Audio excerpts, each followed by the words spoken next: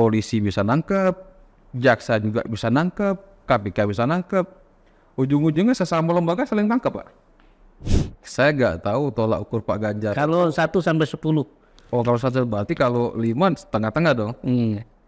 Ya, kita Pada edisi podcast Info Indonesia kali ini kita kehadiran tokoh politik muda yang juga banyak bernaung di dalam kegiatan kepemudaan. Langsung saja kita berkenalan dengan Bung Momon Wahyudi, Wakil Ketua DPW PKB Sumatera Selatan. Selamat datang Bung Momon. ya, terima kasih Kak Rahmat sudah diundang bisa ngobrol di sini. Iya. Ini mungkin langsung ke tema aja. Siap. Ini Pilpres 2024. Bagaimana perkembangan di Pilpres ini dari kacamata kader partai? Kalau untuk Pilpres 2024 kayaknya lebih smooth ya. Dalam arti kalau saya melihat calon-calon presiden dari 3 pasang ini sudah mulai beradu gagasan. Dan ini yang sebetulnya kita harapkan dari kalangan pemuda ini, calon presiden itu memang harus mempunyai gagasan untuk ke depan, visi dan misi yang jelas. Karena kita prihatin kayak pemilu 2019 terjadi gesekan yang luar biasa. Nah, alhamdulillah setelah berproses yang cukup lama, pergeseran itu kayaknya sudah mulai hilang. Bahkan sekarang seluruh calon presiden bersepakat tidak ada lagi hal-hal yang menyangkut politik identitas. Apalagi kami dari PKB begitu berpasangan Caimin sama Pak Anies, sudah dari awal pidato pertama pada saat dipasangkan antara Pak Anies dengan Caimin, yang dibicarakan Caimin tidak ada lagi politik identitas di Pilpres 2024. Yang ada apa? Yang ada adalah politik gagasan. Mudah-mudahan. Gagasan apa yang sebenarnya menjadi andalan Anies dan Caimin ini? Nah, kalau untuk gagasan, sepanjang yang kami terima, ini kan sering orang mendengar jargon-jargon perubahan. Itu sebetulnya ketika orang cuma ngomong perubahan, ketika tidak ada terusannya nanti kesannya salah persepsi atau salah tanggapan. Karena yang digagas itu perubahan untuk menjadi lebih baik. Ketika kegiatan atau program itu sudah berjalan dengan bagus, kenapa harus misalnya dilanjutkan? Berarti kan itu tidak perlu diadakan perubahan. Perubahan-perubahan itu di beberapa sektor yang memang ketika dijalankan program itu tidak berjalan. Sektor mana saja?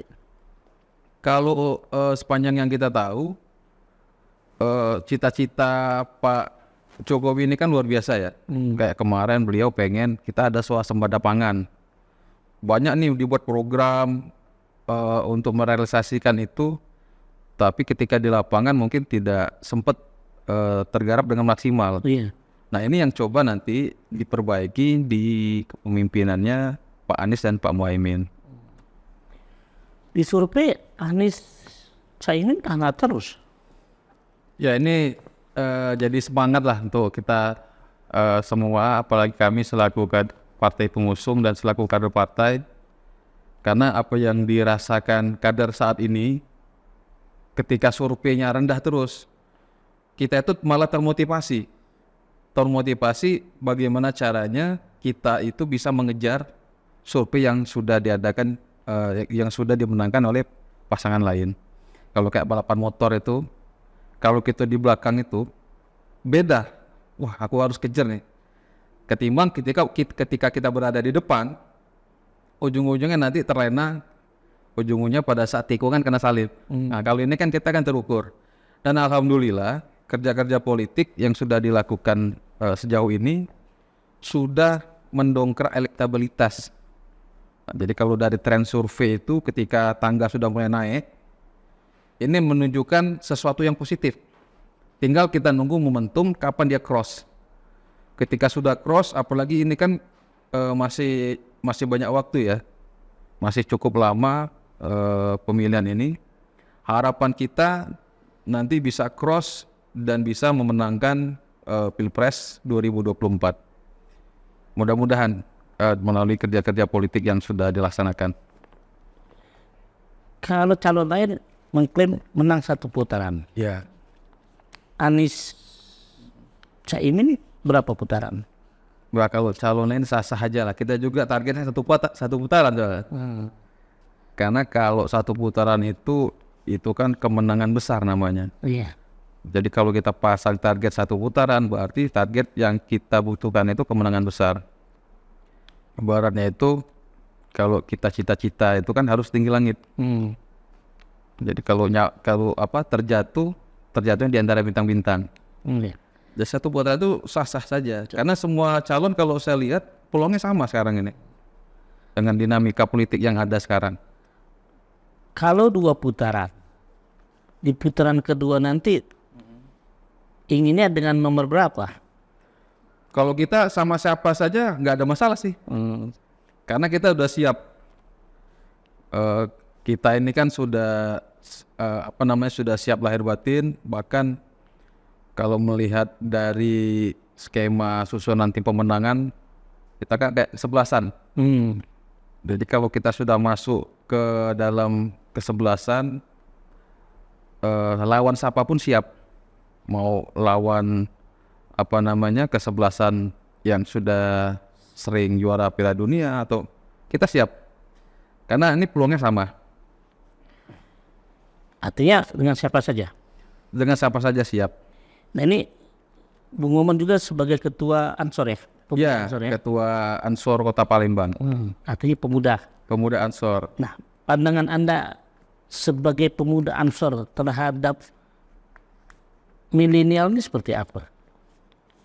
Alhamdulillah kalau saya melihat milenial yang sekarang ini kayaknya sudah lebih maju ya. Sudah lebih kritis pemikirannya. Bahkan terkait dengan keputusan-keputusan politik mereka sudah ada argumentasi tersendiri. Beda kayak dulu, anak-anak milenial itu terkadang ketika urusan politik nunggu orang tua. Kalau sekarang sudah kritis mereka. Sudah bisa melihat dan sudah bisa menentukan pilihan calon mana yang kira-kira cocok menurut mereka. Layak tidak kalau menurut Anda Gibran itu sebagai cawapres? Kalau untuk layak tidak layak, kita kan patokannya undang-undang. Ketika tidak bertabrakan dengan konstitusi, ya saya rasa layak, semua orang layak lah untuk untuk berkontestasi di pemilihan presiden. Artinya memang ini kalau dia bisa jadi calon cawapres termuda. Iya, kayaknya yang paling mudah. Paling muda. Cuman kalau saya melihat umur itu bukan berarti calon yang lebih tua umurnya itu jiwanya kurang muda. Justru banyak orang yang umurnya lebih tua tapi jiwanya malah lebih muda dari anak muda itu sendiri. Terkait dengan hobi mungkin, terkait dengan program kerja, terkait dengan kegiatan-kegiatan. Makanya nanti masyarakat bisa melihatlah sosok yang mana yang bisa mewakili aspirasi kaum muda. Seperti itu. Anies Caimin mewakili kaum mana nih?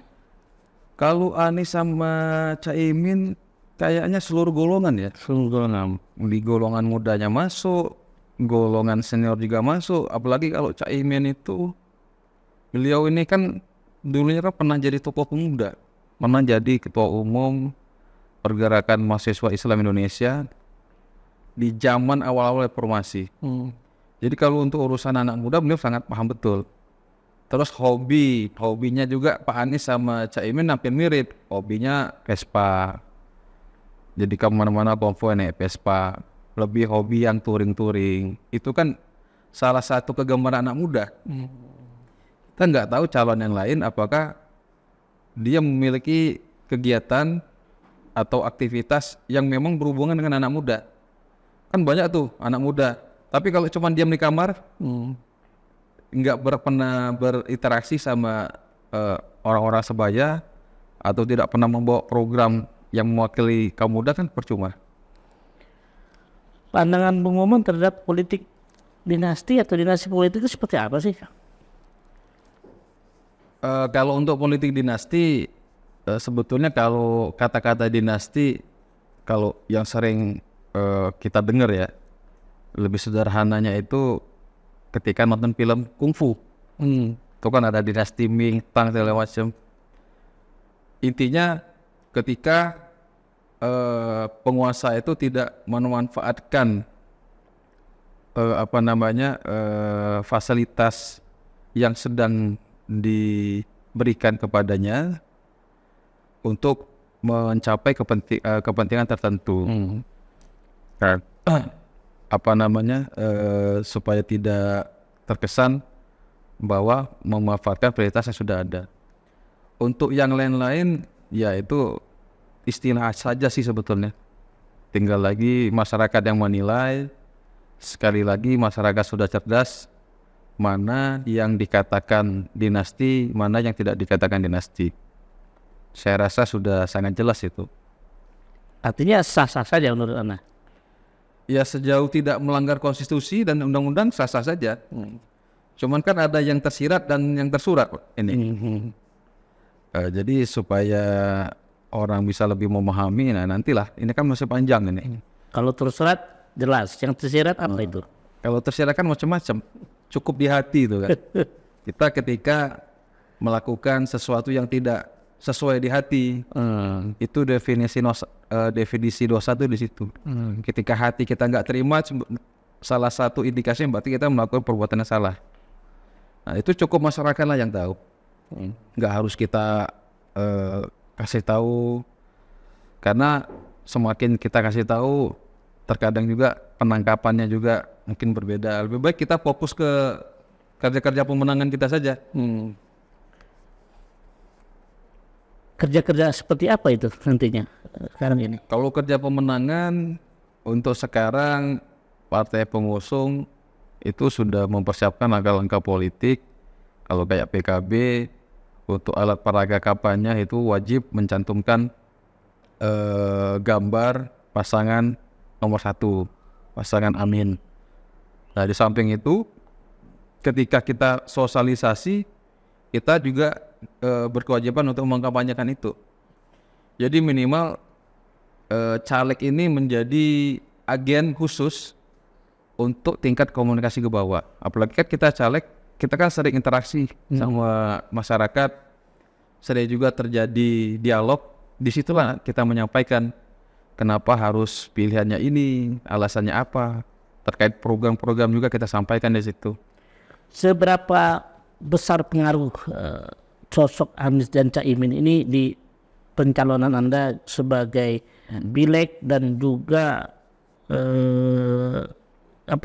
di masyarakat itu tanggapannya seperti apa? Kalau saya termasuk bersyukur ya pasangan Amin ini, karena kondisi masyarakat Palembang ini masyarakat yang yang berpikir pertama pemimpin itu ya paling tidak orangnya yang berpengalaman pasti itu. Terus masyarakat Palembang ini kan agamis. Tanpa harus menyebutkan calon yang lain, mereka bisa melihat sosok yang bisa mewakili dari berbagai macam keberagaman. Nah, Pak Anies waktu jadi gubernur Jakarta membuktikan itu. Caimin di kalangan grassroots, apalagi di masyarakat pedesaan, itu sangat luar biasa peran yang sudah beliau berikan. Beliau juga dulu pernah di eksekutif. Di eksekutif itu salah satunya pernah menjadi menteri transmigrasi juga. Makanya di daerah perairan atau di daerah transmigrasi yang ada di Sumsel, khususnya dapil saya ini sangat masif sebetulnya. Jadi saya sebetulnya sangat terbantu. Untuk daerah perkotaan kayaknya Pak Anies cukup tenar. Saya kan sering diskusi untuk Pilpres siapa. Oh kalau kita Pak Anies. Alasannya apa Pak? Ya Pak Anies lebih santun gitu kan. Ada juga yang ngomong Pak Anies pintar sholawatan, kayak gitulah. Kalau unggul nanti berapa persen di Sumatera Selatan? Kalau target kita di Sumsel ini yang pasti kita pengennya di atas 50%. Ini yang coba kita kejar. Mudah-mudahan apalagi setelah tanggal 28 kemarin ini kan sudah mulai bisa kita melaksanakan sosialisasi secara terbuka. Nanti kita lihat 1 minggu atau 2 minggu dari sekarang sudah berefek belum sosialisasi yang kita lakukan. Kalau sekarang kan ini lagi gencar-gencarnya kita pemasangan APK. Kalau kemarin mungkin gambar-gambar nggak terlalu ramai, ini kayaknya sudah mulai banyak. Nanti kita lihat sama-sama apakah bisa lebih maksimal lagi dari sekarang. Oke, ini Bung Momon ini juga mencalonkan diri sebagai calon legislatif DPR RI ya. Iya. Dapil Sumatera Selatan itu wilayah mana? Sumsel 1 Sumsel 1. itu di Palembang, di Banyuasin, di Musi Banyuasin, di Lubuk Linggau, di Musi Rawas, dan di Musi Rawas Utara. Nomor berapa? Saya nomor 5. Nomor 5. Iya. Nomor 5 tuh sangka bagus ya. Amin. 5 itu kan Pancasila. Pancasila. Pancasila, rukun Islam. Kalau fotonya kan enak kayak gini kan.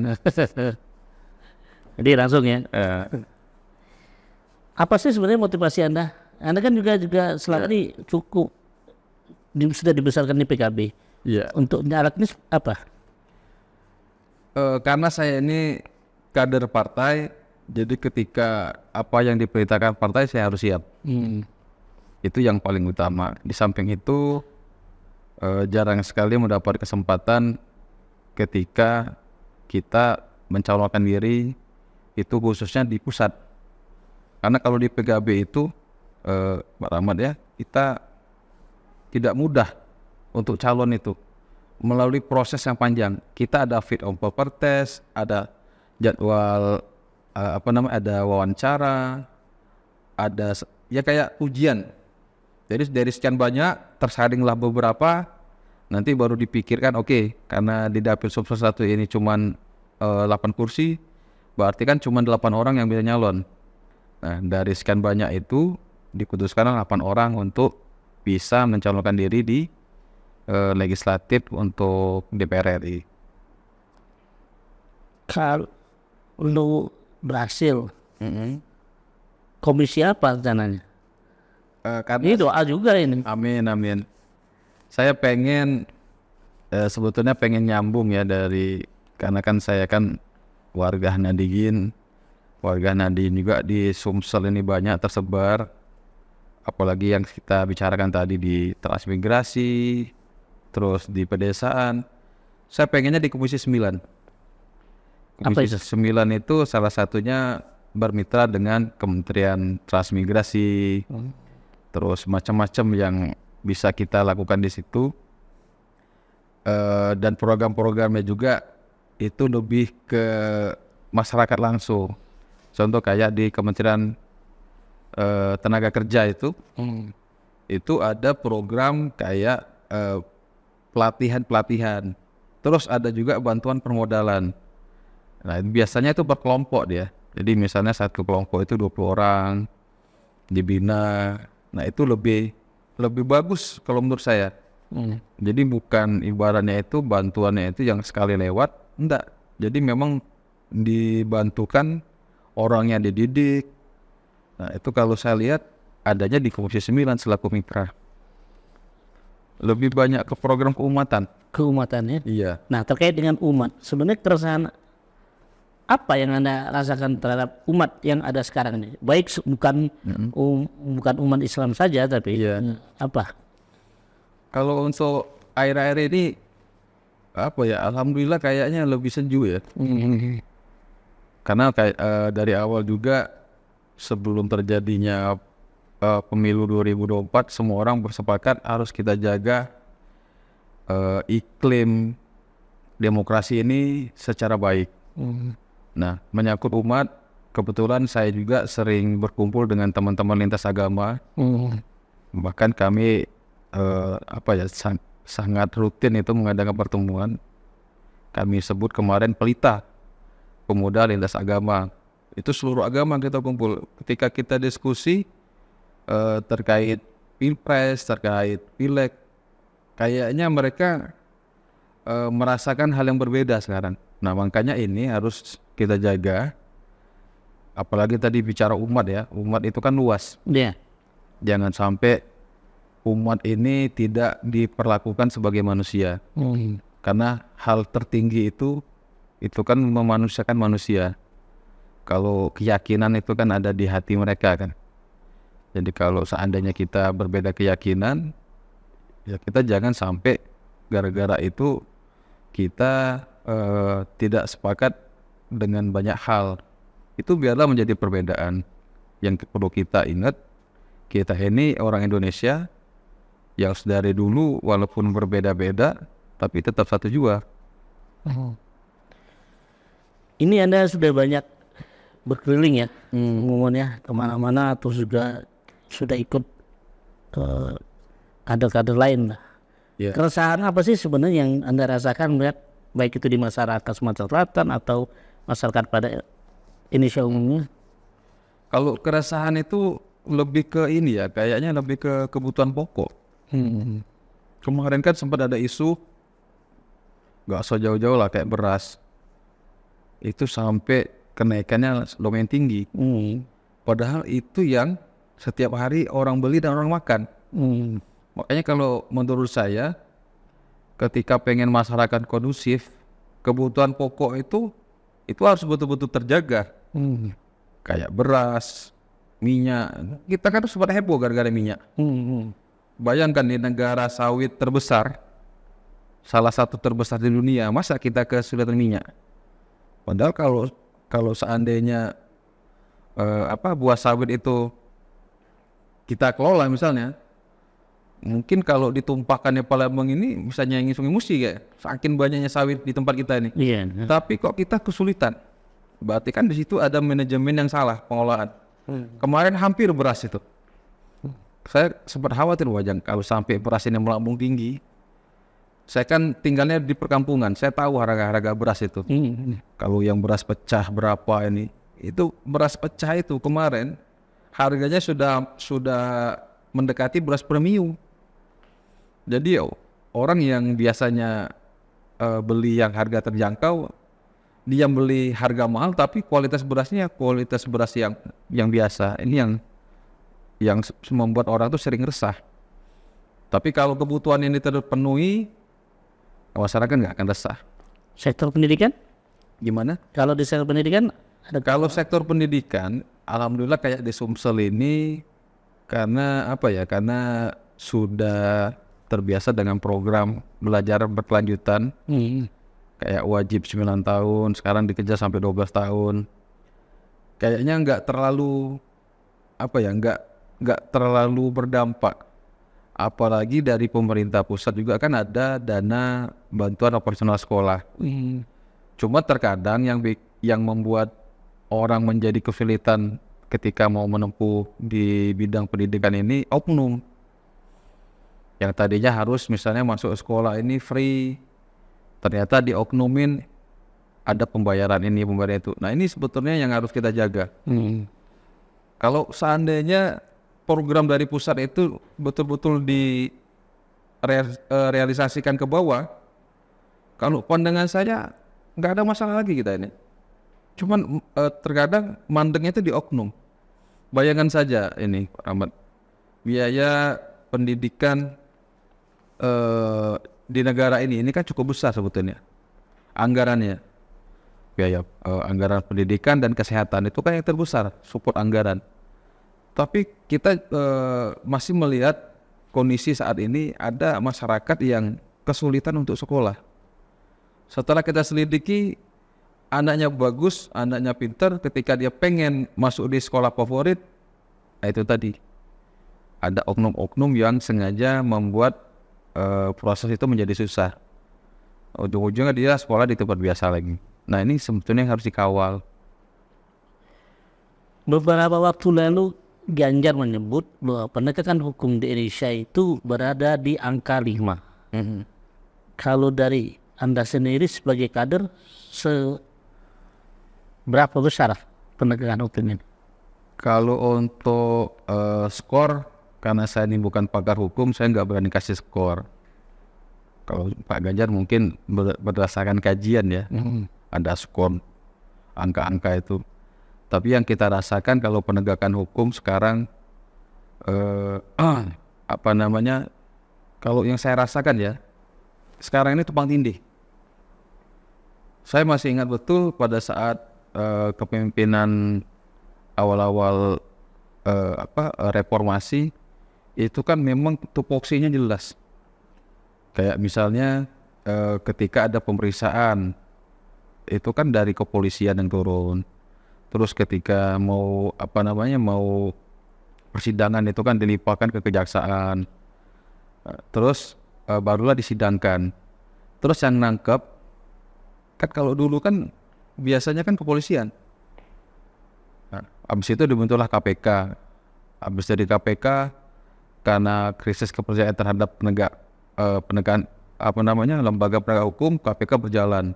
Kalau sekarang kan polisi bisa nangkep, jaksa juga bisa nangkep, KPK bisa nangkep, ujung-ujungnya sesama lembaga saling tangkap, Pak. Nah ini yang menjadi apa ya?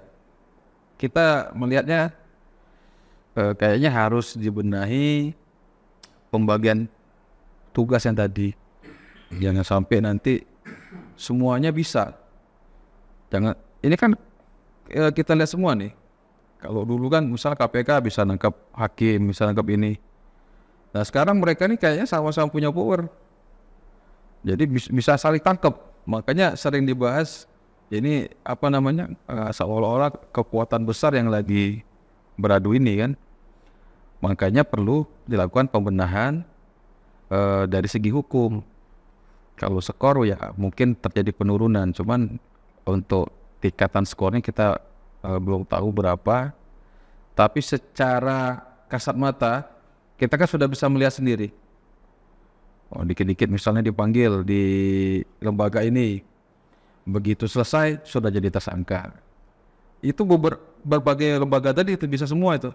Habis dari dipanggil keluar jadi tersangka. Sampai kita bingung kan ini yang sebetulnya yang berhak menentukan tersangka atau bukan siapa. Tapi ketika memang konstitusi mengatakan seperti itu, ya kita mau ngomong apa? Makanya pembenahan di sektor hukum penting. Artinya di atas 5 atau di bawah 5 itu? Kalau saya ya mengambil zona sedang-sedang saja lah. Sama dengan Pak Ganjar? Saya nggak tahu tolak ukur Pak Ganjar. Kalau 1 sampai 10? Oh kalau 1 berarti kalau 5 tengah-tengah dong. Ya kita coba berkoordinasi dulu lah untuk angkanya berapa kan.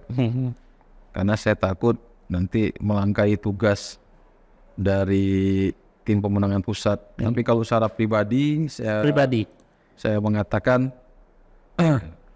kalau untuk skor saya masih belum bisa tahu skornya berapa. Tapi saya merasakan memang sekarang permasalahan hukum sedang tidak baik-baik saja. Sedang tidak baik-baik saja. Pesan terakhir untuk pemirsa Info Indonesia ke masyarakat. Untuk pemirsa Info Indonesia, saya berharap kita jadikan proses demokrasi kita berjalan lancar. 2024 itu penentuan kita menentukan pemimpin kita siapa. Yang pasti pilihan itu ya tergantung dengan apa yang selama ini kita lihat dan kita merasakan bahwa bisa ditemukan sosok pemimpin yang cocok. Nah untuk Info Indonesia kegiatan seperti ini ya luar biasa nih harus sering digalakkan Pak Rahmat. Iya. Karena edukasi politik sangat penting. Jadi kalau seandainya ini sudah mendekati akhir 2023, sebentar lagi 2024, ayolah kita menggunakan hak pilih kita.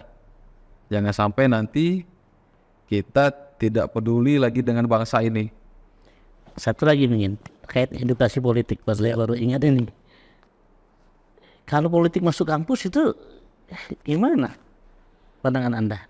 Sebetulnya kalau politik masuk kampus sudah dari dulu ya.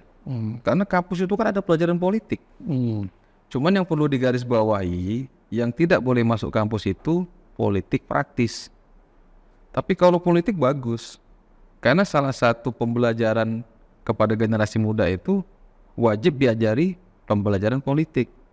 Nah, cuman yang perlu kita kawal ini jangan sampai judulnya politik masuk kampus, isinya politik praktis, mendukung itu nggak boleh, Pak Rahmat.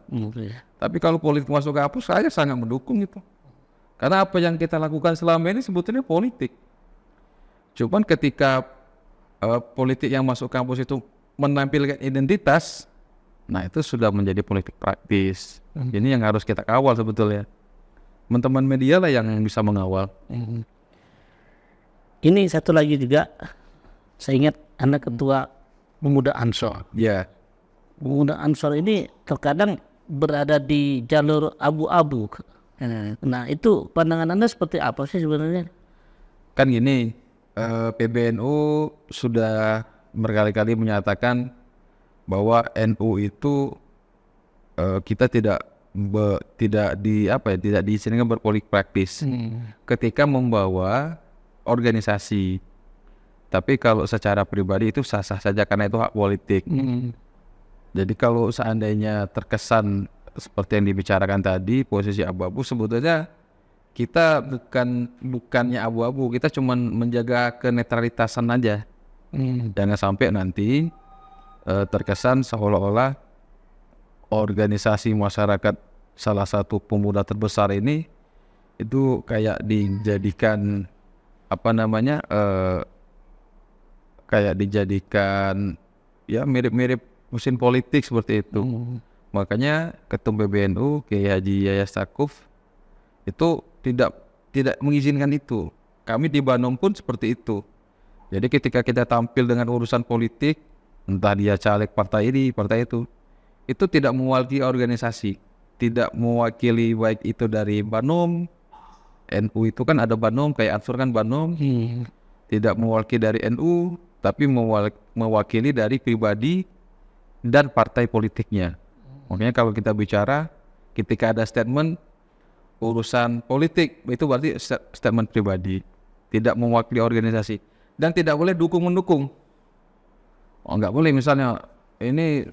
Jadi fungsi Banser sendiri seperti apa? Itu fungsi Ya kita lebih ke ini ya, lebih ke keseimbangan. Karena kita selaku ormas pemuda terbesar, ketika kita berpartisipasi untuk menjaga iklim demokrasi di Indonesia, ini salah satu yang bisa kita sumbangkan sebetulnya untuk negara ini.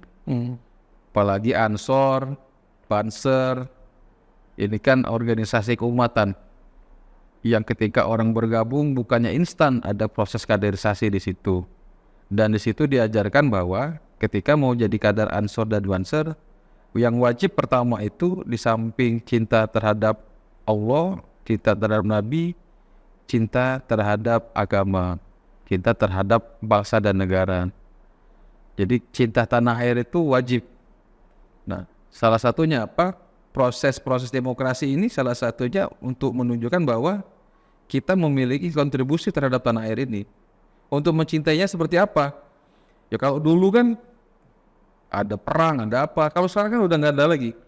Nah, yang kita berikan kontribusi menjaga perdamaian, menjaga keamanan. Jangan sampai negara kita ini yang sudah enak-enak ternyata menjadi negara yang tidak aman. Itu yang tidak boleh. Baik, kami hari dengan ucapan terima kasih.